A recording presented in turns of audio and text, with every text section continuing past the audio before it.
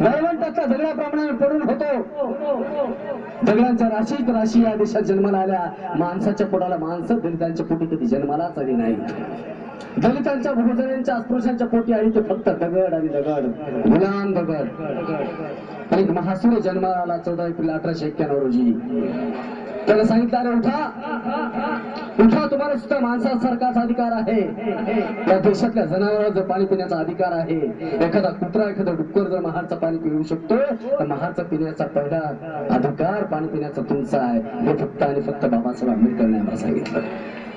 आणि म्हणून एक शेर अर्पण करतो आदरणीय आमचे अध्यक्ष बोरीकर साहेब, आमचे अनिल कांबळे मित्र सगळे, आमचे विजय भाऊ. जर शेर आवडला तर अशा टाळ्या द्या की कमीत कमी आंबेडकर जिथे मी राहतो तिथली सगळी पब्लिक इकडे आली पाहिजे. जर आवडला शेर तर की हजारो वर्षांच्या इतिहासाचा खरा चमत्कार भीम होता.